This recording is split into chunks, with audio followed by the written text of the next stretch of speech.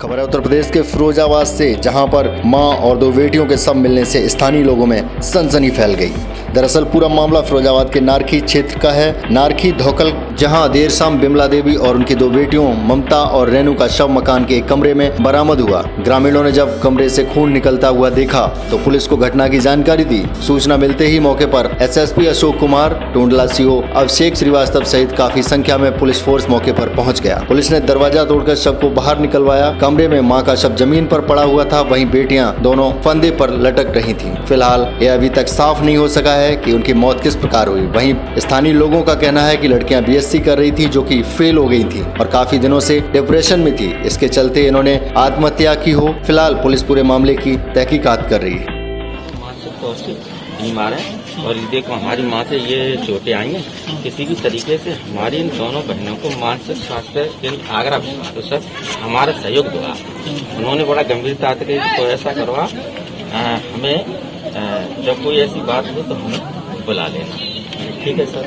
तो कुल मिला के हमने आज करीब अपने मेरे भाई घर गए थे, तो मैंने कहा ऐसा ही याद करेगा तो थोड़े पैसा कम पड़ेगा होंगे मंदिर। और यहाँ पे 2-3 दिनों से ये कमरा बंद था, 4 दिनों से बंद था।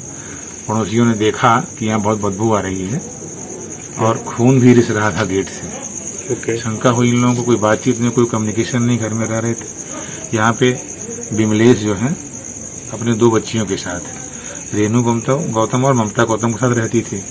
बच्चियां बड़ी थी, 20, 22, 24 साल की थी, पढ़ती थी, MSc BSc कर रही थी, रहते थे यहाँ। 3 बेटे थे इनके, बेटे भी इनके बड़े हैं, शादीशुदा बच्चे वाले हैं, अलग रहते हैं, दूर रहते हैं। इनका पति भी यहाँ नहीं रहता, बेदराम, वो भी दूर रहता है। मोहल्ले में किसी से बातचीत नहीं रहती थी इनकी, कुछ तनावग्रस्त थी। इनके बेटे से मेरी बात हुई है डिटेल। तो जो लोग शंका हुई कि भाई यहाँ खून रिस रहा है, दुर्गंध आ रही है, तो सूचना थाने को भी गई, मुझे भी सूचना मिली। हमारे एसपी सिटी, सीओ सिटी और इंस्पेक्टर सब लोग आए, गांव वाले आए। बाहर से भी एक गेट है वो बंद था, आगे वाला ये मेन गेट बंद था दरवाजे का। ये लोग बाहर से कूद के इस गेट को खोले, लेकिन इसमें ताला जो है अंदर से बंद था, सिटक नहीं लगी थी। वीडियो रिकॉर्डिंग करते हुए मैंने उसे खुलवाया, क्या स्थिति है देखा जाए। तो वहाँ पे माँ जमीन पे पड़ी हुई थी, खून से लथपथ, दोनों बेटियां लटकी हुई थी। फिर हम लोगों ने जानकारी किया, बोला अपनी वैधानिक कार्रवाई शुरू करी। तो जानकारी में ये बात आई, इनका बेटा बता रहा है खुद का, विमलेश का, कि हमारी दोनों बहनें परीक्षा में फेल हो गई थी, डिप्रेशन में थी, तनाव में थी और गुजारे की भी प्रॉब्लम हो रही थी। तो अपना भाई मदद करता रहता था। इनका एक भाई बगल में ही शैतान सिंह रहता था, काम तो चल रहा था, लेकिन समहाउ ये लोग परेशान थे। कुछ साइको टाइप की इनकी लड़कियां हो गई थी, जैसा लोग बता रहे हैं। तो अब तक की जानकारी से यही आया है कि उन लड़कियों ने ही अपनी माँ की वो खल रखा हुआ, ऐसे मसाला कूटते हैं, खून से लथपथ रखा हुआ है। मैं भी आगे देखेंगे क्या है, उसी से उसकी उन्होंने कूच डाला उसको, फिर सुतम भी अपनी जीवन लीला समाप्त कर ली।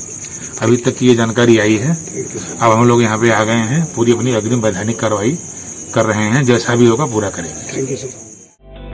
अभियान समाचार के लिए रोहित कुशवाहा की रिपोर्ट, फिरोजाबाद, उत्तर प्रदेश।